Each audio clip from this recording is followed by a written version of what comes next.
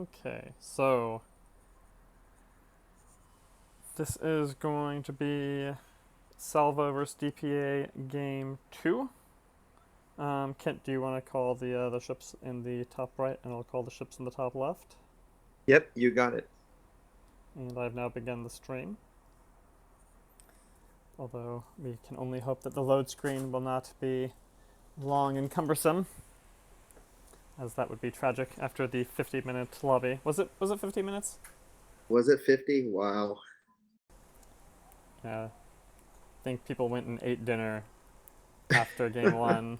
They're like, this 10-minute game just took too long, man. We gotta recollect ourselves.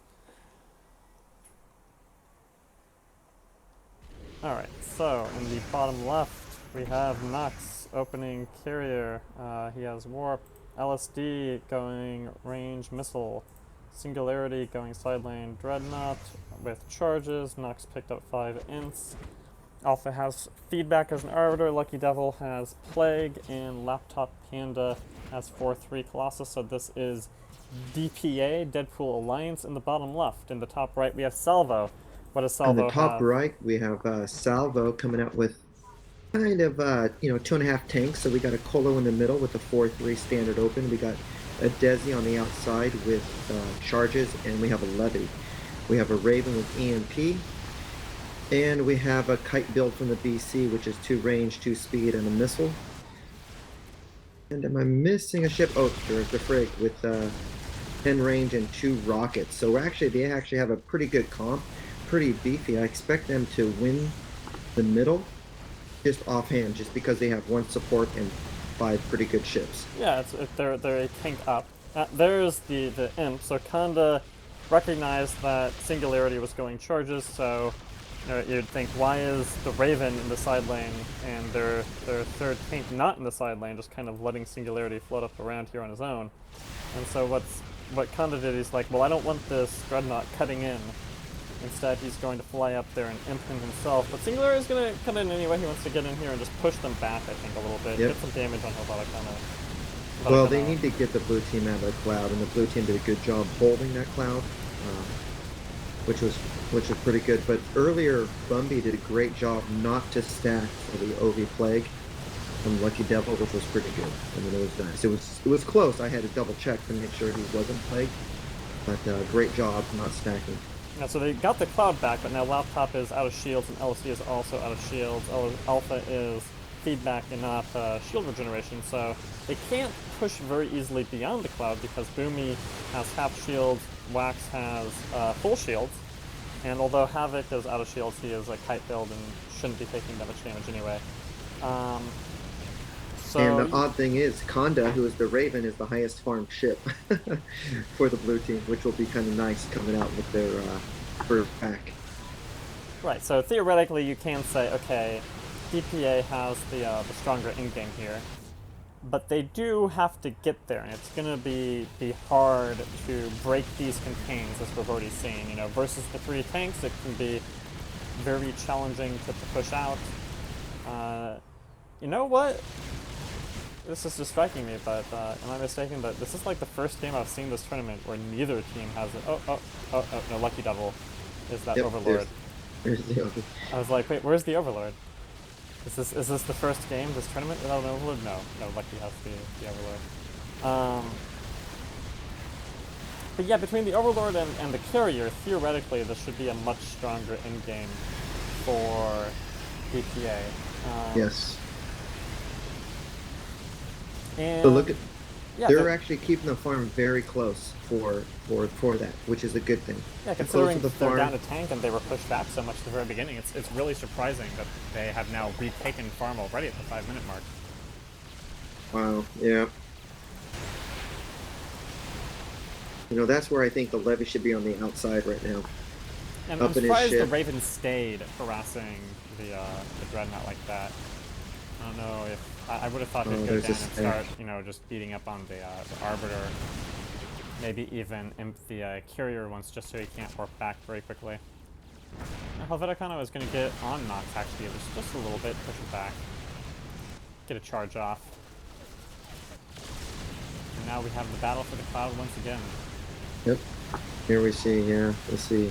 Yep, and then they'll start pushing. Here we go. But I think they could have done it sooner. Could have done it sooner. Maybe. So if you're Wax here, if you're a frigate, do you stay? How heavy do you stay on rockets, or do you transition into torque? Um, because they don't really have, they don't have carrier and they don't have arbiters. So they have no way to slow down a ship. So do you think Wax just stays on rockets, picks up Rip Wave to go past Alpha's force field if you were to get it? I would go rockets. I would go rip wave.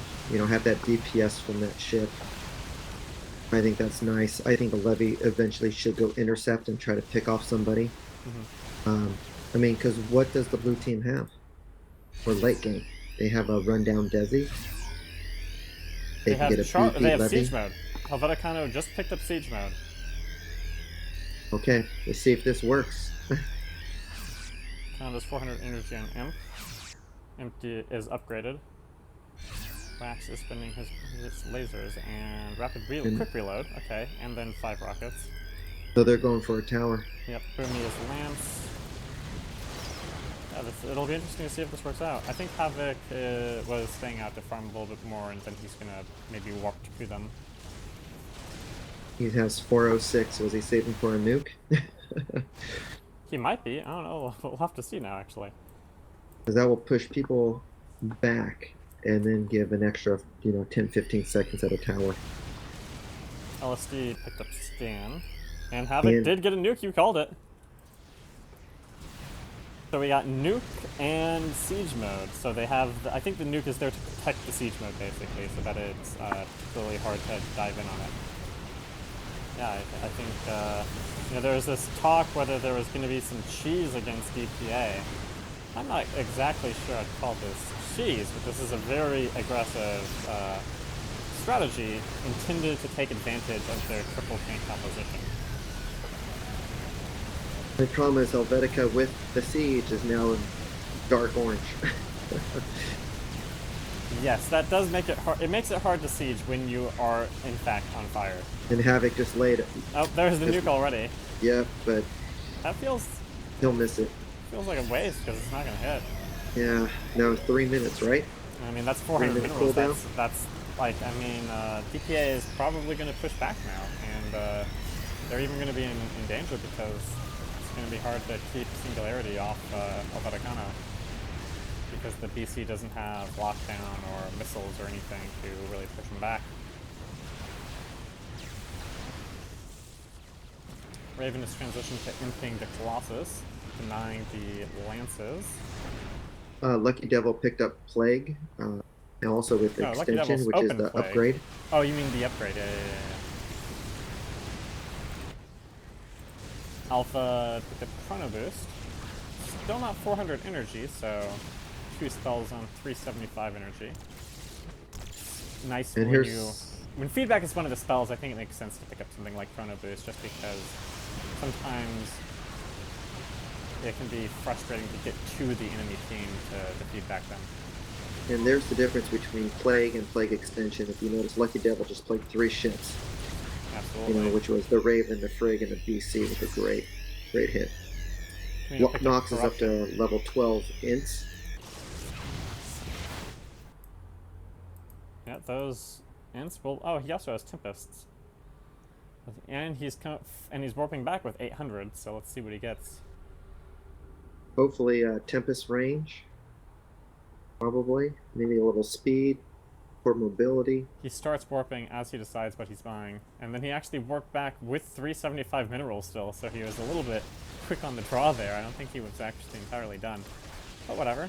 Yeah, 16 range in the Tempest, level 7 upgrade, and then level 14 interceptors. He also picked up Plasma Surge for the interceptors to keep them on Raven, on combat a little bit easier. And for those of you that don't know Plasma Surge, that will regen the shields on his ints, on his Tempest, which is it's a good buy. Yeah, I think it's always a question of how you spend your upgrades on carrier. And Nox, he's a pretty good carrier.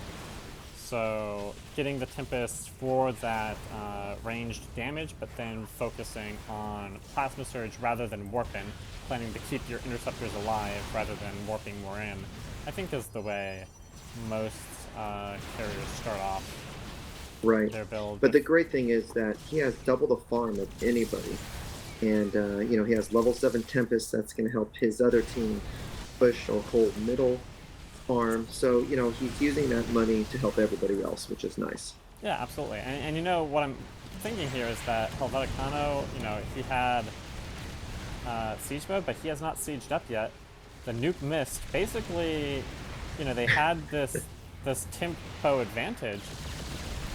Salvo had a tempo advantage, and they kind of just lost it trying to do kind of a cheese. Like if they had gone, if they had tried to solidify their lead, they probably would have been a little bit better off. We have a launch on the Raven too, by the way, in the middle of the screen, and I think he's dead. Yep. There we go. He died much faster than I thought I saw him launch. I didn't realize he was dying that fast though. And that was Nox with the level 14, I believe, hints. And now they have no support. They really have no response to the Arbiter at this point. DPA effectively has this in the bag. Yep. It would be very difficult for Salvo to come back after losing the Raven like that. It's possible with lockdown and nuke, maybe. It would have to be a hell of a nuke, though. Yeah, that's the hard part, because I think in the very beginning of the game, they gave, DPA just too much farm. You've got to be able to count your ships and assume that your support is a half a ship. Your tanks are, 2 ships. And they needed to push them in and hold that cloud a little better.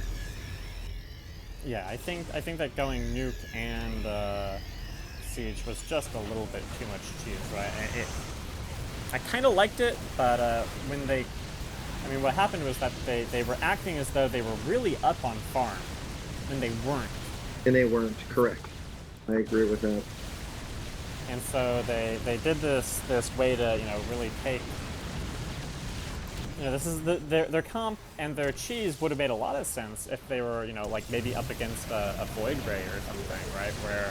Where there was the thought that the enemy team was going to have a ship back farming or have a ship that wasn't very aggressive. But with Nox as carrier, he's going to be jumping those Temps, which are going to be dealing sustained damage. And the Interceptors are also going to make it really hard to protect a siege mode Dreadnought, right? I mean, you see the carrier, you have to be thinking, okay, does our Raven have the ability to protect our siege mode Dreadnought from this carrier? And really, they didn't have it at that point. So I think the siege mode was premature, and the nuke was cheese that didn't pay off. So, it's hard for me to say cheese, because I think any comp, what's wrong with cheese, or what's wrong with, seeing what's on the field? No, yeah, but nuke can be quite strong,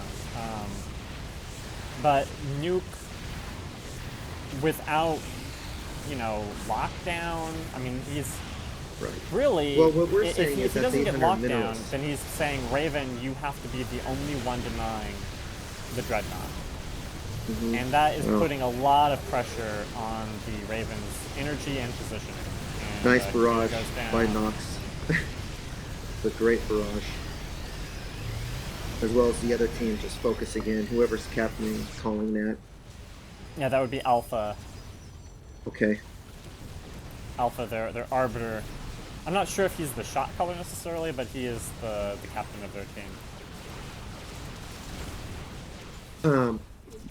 To go early siege, I think that's great. I think that's, whether they call it cheese or not, I think it's a great strategy. But well, it can be a great strategy. I'm not saying that early siege is always wrong. There's been games just very recently where teams were going very early siege, right. And it paid off. But that was in a very different situation. That was against a Void Ray. In this game, against a carrier, I think that, against a carrier going heavy interceptors, going siege mode. Oh, man. Yep. It's just way too early. Well, but that's when you have to, as a captain, understand what you want to do, understand what's going on, and then change it. Just think if the blue team came out with, or, Salvo came out with 800 versus DPS stuff. Lockdown. I think it would have changed the matchup a little bit. And here goes Havoc. Oh, yeah. Wow, he kind of popped all at once. He was at 1,000 life, and then like all the interceptors hit at once, and he just exploded. But yeah, so let's see. He's in siege mode, and I mean, it looks like he's taking 50 damage or so every time an interceptor hits. 60. So he's taking over 60 damage every time an interceptor hits him. Helvetica passes. Field. Singularity is going to take some damage. Boomie does have but you see this is LSD with the lockdown going a more conventional DC build. And the thing is that with the nuke, it's like, it is cheese. I think it's cheese. But it's not necessarily bad. Cheese can be good. But you really have to land the first one, right? If you don't land the first one, it's already not paid for itself. There it is. Nice side blast by Lucky Devil. Yeah.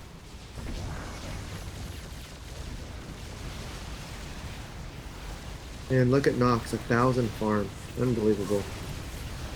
It's 22 minutes into a game with an uncontested carrier. I would say 1,000 farm is pretty believable.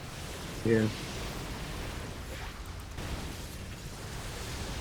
If anything, it's Alpha who's like, well, there would even wonder, do we think there's any chance the enemy team has a way to come back? And if there was, you'd be like, well, Alpha needs to get some farm too. It's actually the 1,000 farm in Nox is kind of hurting the team because he's just taking pretty much everything here. And Alpha, the Arbiter, is starving basically, trying to do 4 spells off 400 energy. But really, I think in this situation, Alpha's probably like barely captaining, honestly.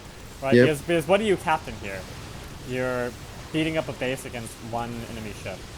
One tank that basically cannot hurt or kill anyone on your team unless you want them to. Right. Oh, look at that. And he has stasis. Just because why not? Oh, for the siege mode, of course. And the stasis is the Arb's ultimate, which just holds an opponent, which, denies every warp in, all that, and then just puts him at a standstill, so he has to get out quickly. But right there, you can see how quickly he melted. Yep. And I like Nox, he has the Tempests, he has that range damage, he has the high-level interceptors, but he still picks up Barrage, basically just so that when his team picks up a stasis target, he really can deal focused burst damage on an individual target. So, I like Nox's build here. I like the way he puts this carrier together. Of course, he kind of has a dream situation of being up a ship with a carrier. Right. Correct. Or up. And just something where his temps can help the other team too. Or, excuse me, his team. Just push middle, contain, and allow him to continue to farm. Mm-hmm. Oh, if they could pick off LSD, that would be beautiful, right? The points don't matter at this point, they've already lost, but just that, gratifying moment of we got someone on their team, Well, he's in siege mode with level 9 Gats. Yeah, so Helvanicon's team, Salvo, they made some choices here that didn't pay off, but ultimately they were up against DPA, and I think, I've been trying to figure it out, and DPA basically should be one of the top 3 favorite teams, I think, in this tournament. DPA is a very solid team. So we'll see how that plays off as the final 8 advances. Kent, thank you for commentating with me. Yeah, no, thank you. And I'm going to go ahead and glimpse at the upgrades here, and so you can actually see, that's funny. Nox just kind of takes off, he broke 6,000 farm. Everyone else really has below 3,000, so he really did spend twice as much as anyone else that game. Beautiful. All right, GG's, and that's the end of the stream for now.